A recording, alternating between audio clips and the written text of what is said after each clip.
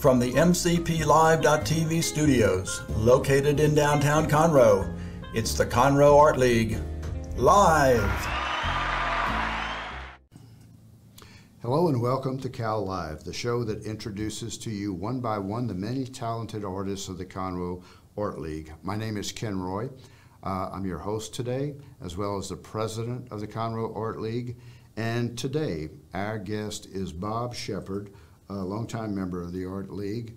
And Bob, welcome. Thank you very much. Glad to be here. Thank you for doing this show with us. And if you would, sir, if you would just introduce yourself to our audience, you tell them whatever you want them to know about your background, where you've been, how you got here, career, whatever. It's up to you. So sure. Let's introduce you to the audience. Well, I'm Bob Shepard, and I've been drawing literally all my life. As a matter of fact, I was thinking about that a lot. The story I always tell is when I was 9 years old. Mm-hmm. I drew just a pencil sketch of my grandfather, and nobody could believe that I did it. He was playing 42. You know what 42 is, dominoes? Yes, of course. And so they were. He had met my dad and my two uncles were playing 42, and I showed it to my grandmother. Like, you didn't do that. Well, I did do that, and they wanted me to prove it. And so to prove it, I did everybody in the family, basically. And that's the story I always... pretty ambitious for a 9-year-old. Well, and I've thought about that today because, 9 is not really that early when you're talking about all your life. I'm 74 years old, And so I started thinking in my mind, and when I was in the first grade, Miss Cargill had us draw somebody famous. And, of course, most people did Mickey Mouse or something like that. I did Jack Webb. Dragnet. Yeah, right, Dragnet. Yeah. And I drew him. In my mind, it's almost caricature-ish today because I drew him with a mouth that looked like a teardrop, but it was sideways. And right. Jack Webb always had a sneer when he talked. That's right, stern look. Yeah, serious. Stern look, and drew him with a hat, the whole 9 yards. And I remember Ms. Cargill going to my mom saying, "Ms. Shepard, I could hardly believe, that Bob was able to do." So, actually, I was Bobby back then. Something that was so realistic. So that was probably my first real inkling I could draw. Right. And I've always loved to draw. Now, let me ask you this: you mentioned 42 and dominoes. Does that mean you're a native Texan? Oh, absolutely. Born and raised in Dallas. Went to school at Texas Tech. Yeah. And been here. I lived in Memphis 3 years. Whenever my company, I worked for Wrangler Jeans, sent me to take care of a little store that nobody had ever heard of at the time called Walmart. You may have heard of them since. I did. And wait, Wrangler sent you to Walmart? Wrangler Jeans sent me to Memphis to call on Bentonville, Arkansas. I know that trip. Yeah. And I did that trip many times. And Mr. Sam and I became real close friends. And he was a great guy. Is that a fact? He was tough to do business with. And then they sent me to Texas to take care of Academy Sports and Outdoors. And with Academy, I took care of Arthur Gottsman. And Arthur owned all the Academy stores straight up. Say the name again? Arthur Gottsman. And he was a marvelous guy, just great. So I'm kind of lost. This is still with Wrangler? Yeah, I worked with Wrangler 30 years. And the connection with Academy Sports is I didn't realize they sold...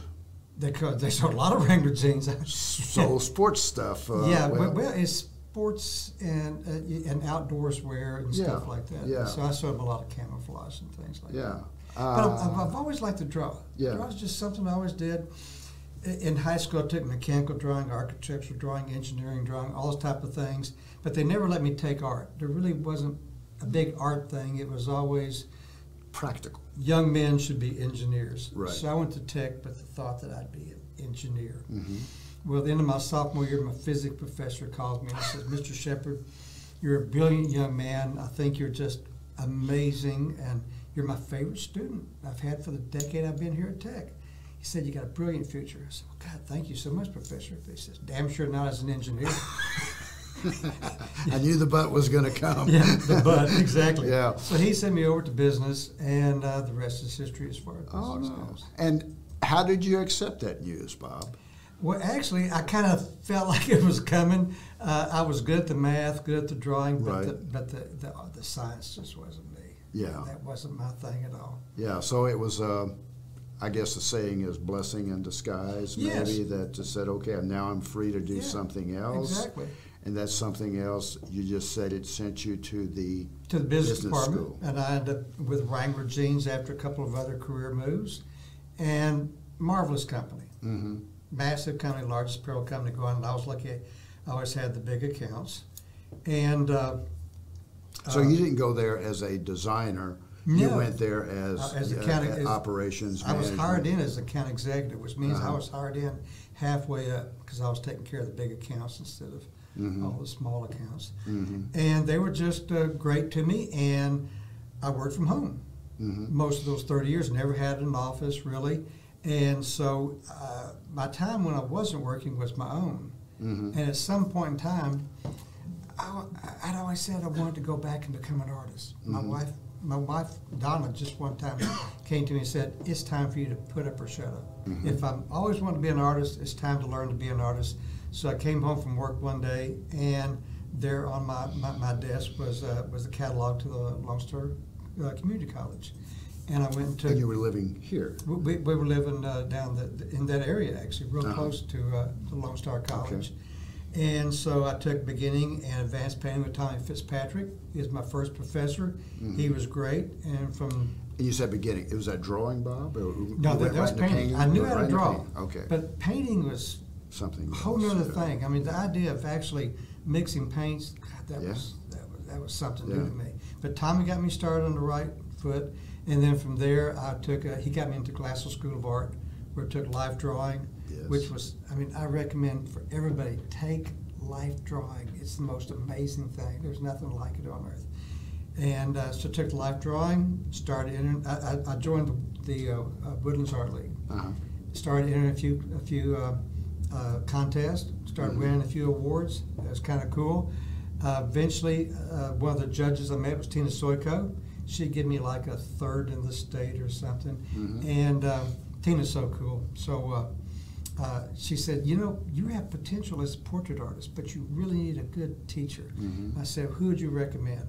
And Tina still to this day says that she didn't say this, but she said, there's only one teacher good enough for you in this state, and that's me.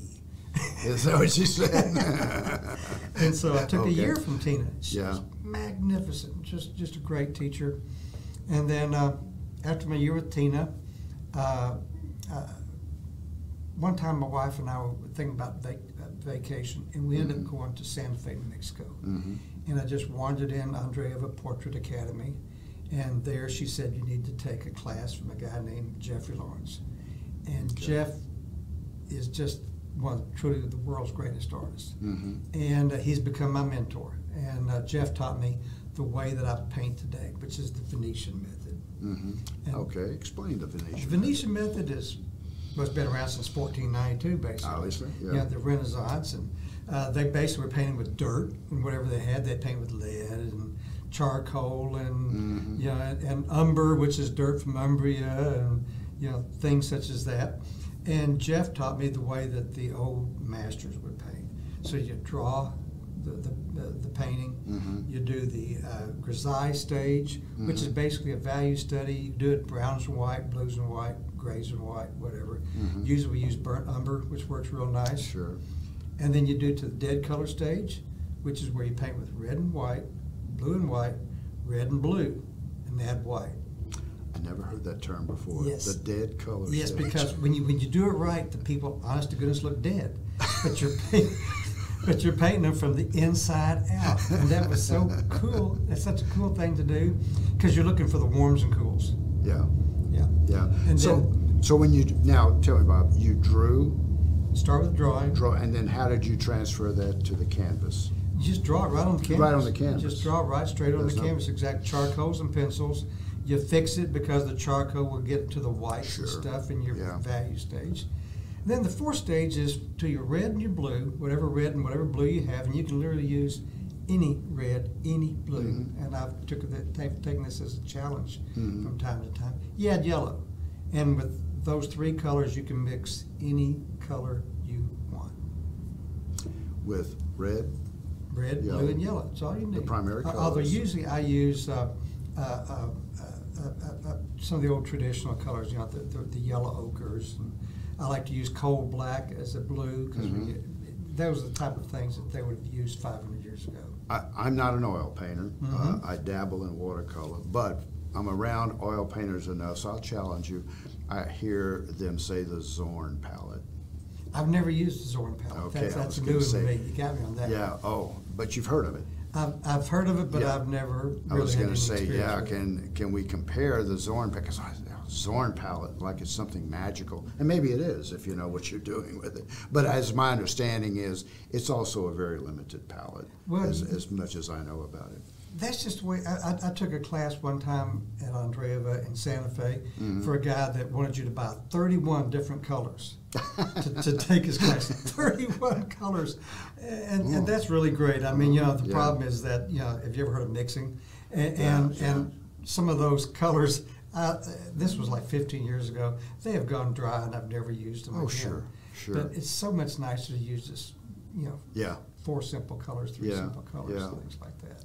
Now, okay, so you've had some good mentors, it sounds like, and it sounds like you're still connected to at least one, maybe both of them. Oh, exactly. I see Tina a lot. Yeah. She lives in Brenham today. And so let me turn it around on you, and I think we'll get into this later, but at some point you became a mentor, you became an instructor, a teacher. Yeah, and that's been a journey also, because I always told Tina that's something I really didn't want to do, was teach. You didn't want to teach. Didn't want to do. Right. I enjoyed just being an artist, but at some point in time, well, I guess maybe I didn't have enough confidence in myself to do it, because to teach is kind of a hard thing. But at some point in time, I just said, yeah, I think I'm going to try it. And so I did a few very small classes. Then I did a large class at Conroe Art League, which was great. 12 people. It was wonderful. That was much a learning experience for me. When was that about? Was that something? Oh, that was like 19 years ago now. Oh, okay. It's been pretty while ago. I was going to say, I don't recall since as long as I've been involved in the Art League that you did the class, but so that explains that. Exactly, but it was a learning experience for me, because I learned things to do, things not to do. But then there came a point in time I retired from Wrangler. Okay, you spent your whole professional career with Wrangler. A good 3/4 of it. Yeah. Yeah. Well, that's commendable. I did 30 that's years. quite an They were great. achievement, They treated me way too nice. They were great. But there Okay. came a point in time where my wife and I, we thought, well, let's buy a cabin, and we settled on Cloudcroft, New Mexico. And Cloudcroft, New Mexico was great, and so we ended up buying the cabin there. And at some point in time, I thought, maybe I ought to teach my class up here. There was already the Cloudcroft Art Workshops, which is a wonderful organization. The people who run it are very close friends of mine. And I thought, maybe I ought to do that too, to kind of expand the world for Cloudcroft. And it went over real well. The cabin we bought has a basement, which we call the bunkhouse, because it has bunks in it, 4 bunks, which is kind of a cool place. And so the first year I was there, I taught the class in my basement and then outside a lot. And it worked out nice.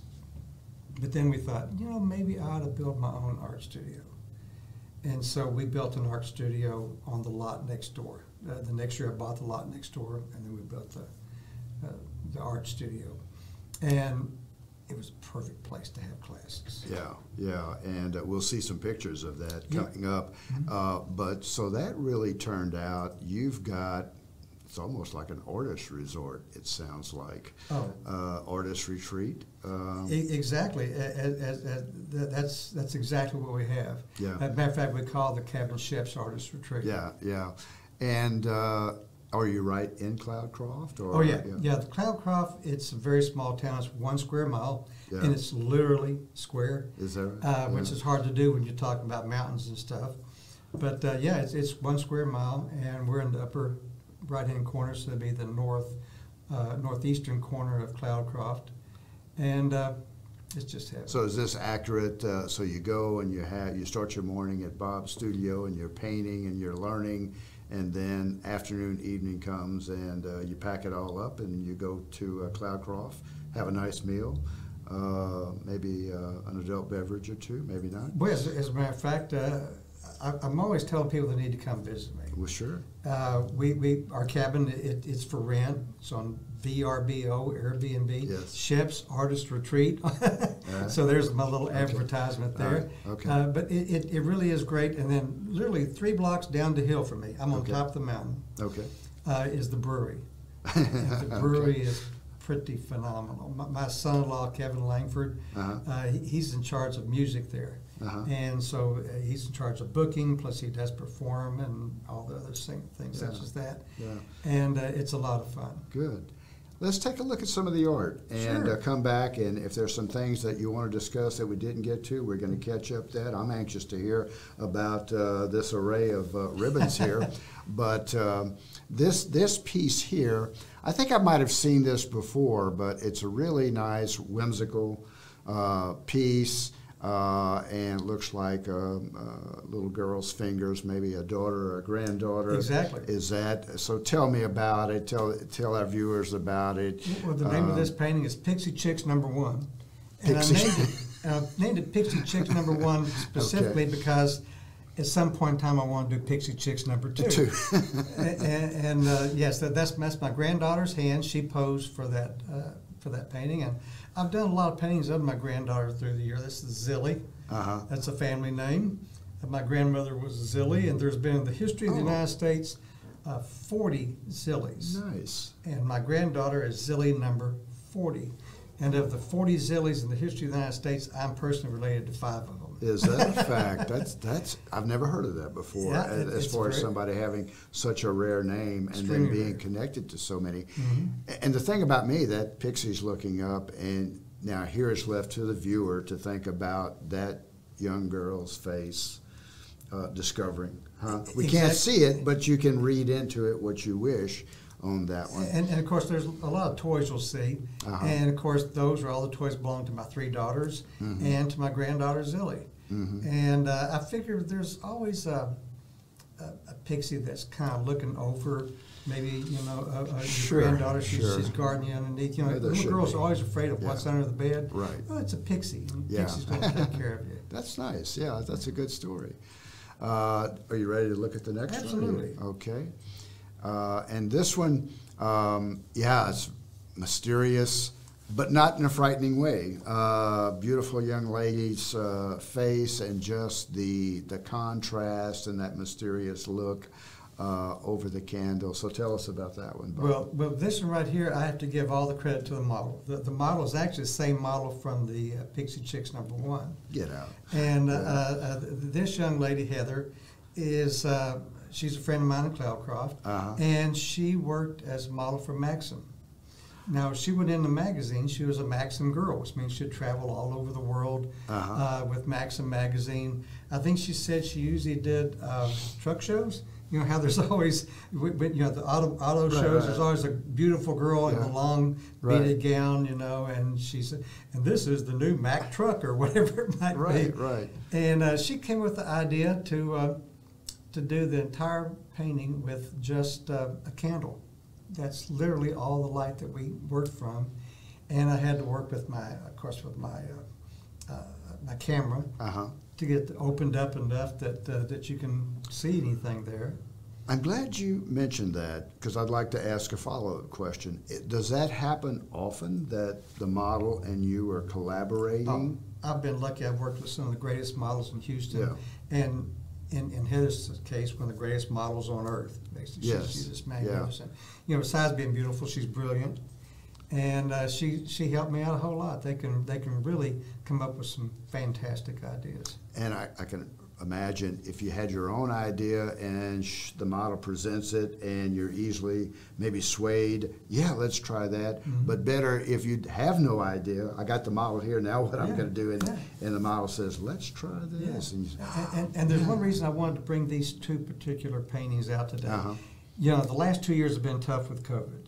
They have. In the Lone Star Art Guild, of course, we had to cancel the show in 2020 Correct. totally. Right. So all the paintings from the people, Conroe Art League, Woodlands Art League, Brenham Fine Arts League, all these beautiful paintings weren't shown in 2020. That's true. So then we had 2021, and we did the Lone Star Art Guild annual a convention remotely. Virtual. Uh-huh. Well, those two paintings won, and Pixie Chicks #1 won this little thing. Now, isn't that lovely? I look like I'm about ready to go to the That's right. to the prom or something. Yeah, I guess, with this show that gigantic- thing. Show that thing. Isn't that beautiful? That is beautiful. And that's what I won for Best of Show with Pixie Chicks #1. Pixie Chicks #1. And very few people have seen her live, and I hope at some point in the very near future to have her at the Conroe Art League.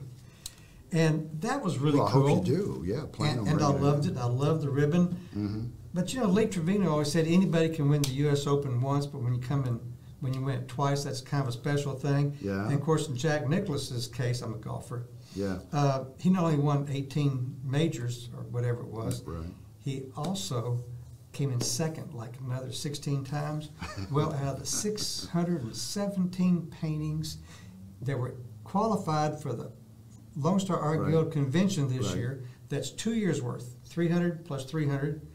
I not only got first Best of Show, but I also got second. Oh, man. The Moon in Her Eyes was second. Oh, and man. I was kind of proud of that, let's face it. Well, you should be proud. That's Yeah. that's quite. I mean, I know the quality of the art there. Oh, you know, and it's some of the best artists in this state, obviously. Yeah. And to get first and a second, I was more than overwhelmed, honored, humbled. yes. And it was just a special thing for me to get to do that.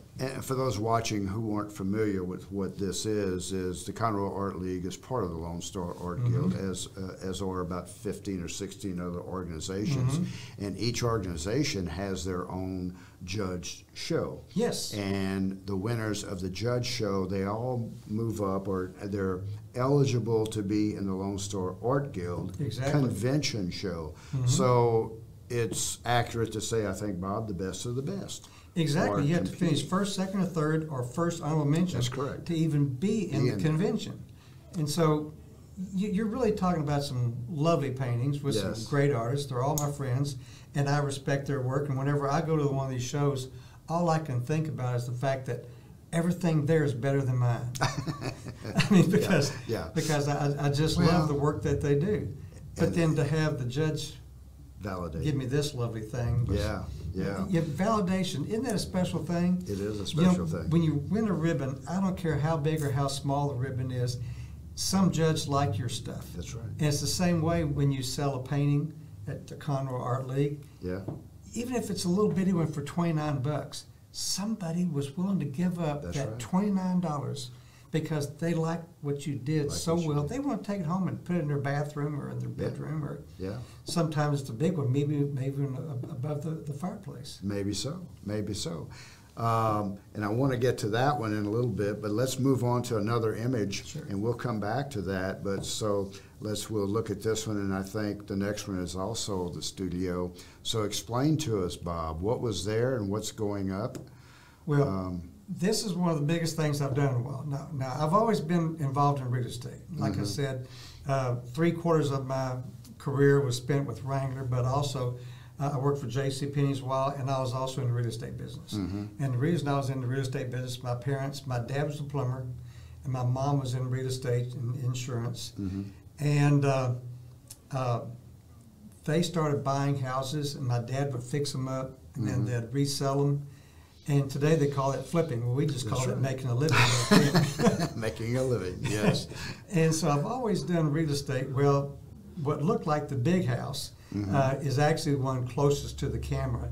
And that's the one with the big porch on the back that you can see in all the construction. That's the new camera the new cabin that we're building. And it's going to be for VRBO purposes and Airbnb. It's going to be called Shep's Studio Hideaway. Yes. It's almost a tongue twister.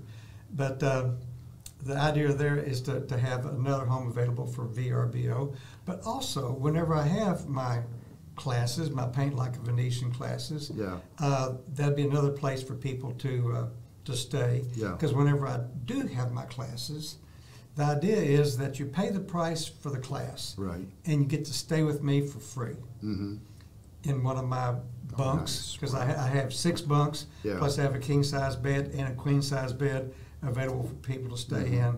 And that is to show them a really good time. I'm not trying to get rich off of my art classes. I don't make a living through my art classes. I do it for fun. Yeah. And that's the reason I only do it 2 weeks out of the year. And you're giving back? Yeah, to, because you understand W-O-R-K, you understand? That's Yeah. a 4-letter word. I don't want to do that. Now, here's, well, I know what This it is my is, but tell studio. us what it is. Yeah. Yeah, and like I said earlier, we had the cabin, the bigger cabin, Uh-huh. and we bought the lot next door, Uh-huh. and we bought the lot with the intention of building a garage/art studio. Uh-huh. And that's the studio / garage. Move everything out, and my Jeep fits in there just fine.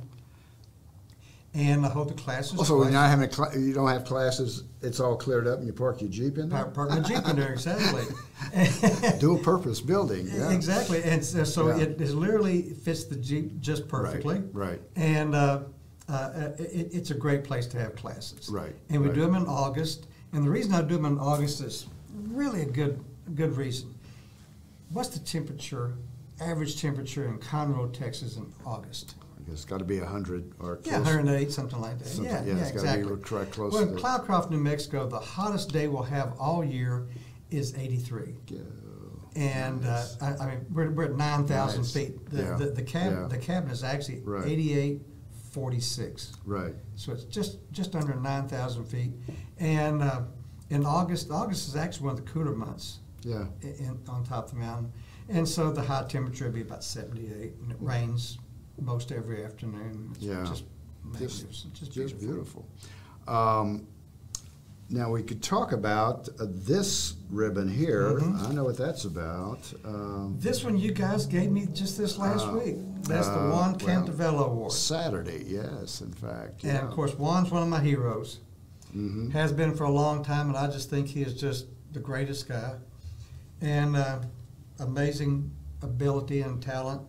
And you guys were nice enough to give me this award. Well, you earned it, is the reality, because for those of you that don't know, we had something called the People's Choice, and 10 shows out of the year, guests and members could come into the gallery, look at what's on the walls, and they could vote for their favorite. We discontinued that program, and we missed a month, but it revived as the Juan Campobello Award. And you are the second recipient of that, by the way. Christine Snyder won it in November. And it's an amazing honor. Thank you so much. And beautiful painting. I was a little bit embarrassed. I had my sister-in-law said, "Oh, is that the Blanco River on Facebook?" And I said, "No, that's in Jasper County. There's a lot of blue holes." And then you came back and said, "It's actually in Wimberley." So I thought Yes. she must have been right. Yeah, it's in Wimberley, Texas, and Wimberley is just a beautiful little place. As a matter of fact, that's where we Yes. got the idea to build our small cabin. Yeah. Because in Wimberley, it's an amazing little town, and they're springing up all over the place, these 600 square Right. feet cabins Right. that you can spend a weekend at. Sure. And the new one we're building is 710 square feet. Oh, very Yeah, I'm good. building actually a luxury size compared to what Wimberley has. Right. Before we start to maybe close it out, are there any other? I know I want to talk about where folks can find your art, but is there anything that you wanted to talk about that's not related to that before we start to wrap it up? No, I think Okay. we pretty well covered Okay. most everything.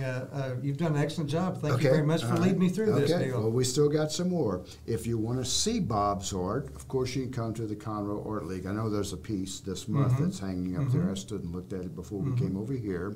You have a website. Yes, portraitsbyshep.com. I don't know if I caught that. Say it again. Portraits by Shep. Shep. PortraitsByShep. The reason I did that, I've Right. had to do that a million times for folks. So you got the website. You're on Facebook. Yes, Portraits by Shep again. Yes. You're on Instagram. Instagram, ShepArt05, all small letters. Okay. And you show in other galleries. Yes, I do. I'm in the Dutch Art Gallery in Dallas, and they are one of the oldest galleries in Dallas, and I think one of the best. Yes. They started in 1965, September 65, so they've been there a long time. Pam and Hans Masser. Hans, I think, was born in Delft. I'm not exactly sure about that. So therefore the name Dutch Art Gallery. Right, and right. I've been to Delphi. If you haven't been, you ought to go at some I have point in not, time because yeah. it's magnificent. And the Dutch Art Yeah, Gallery. the Dutch Art Gallery in Dallas. I'm in New York Art and Music, Alamogordo, Mexico. It's a new gallery, and it is fabulous. I mean, the people that own it are just great. Yeah. I'm in Brenham Fine Arts League. I'm in the Cloudcroft Art Society Gallery whenever I am home in Cloudcroft for the summer. And it's a little tiny gallery that's in the Red Brick Schoolhouse, which is an ancient building in Cloudcroft. Cloudcroft started in 1899, so there's a lot of ancient buildings to put things in, and this is kind of a historical site. So it's almost like anybody traveling in the southern, southwest part of the country, whether they want to or not, they're going to run into Bob Shepard's work at some gallery. I certainly hope so. They're going to run into Bob Shepard's That's the work. plan. And of course, again, I'll say it again, at the Conroe Art League.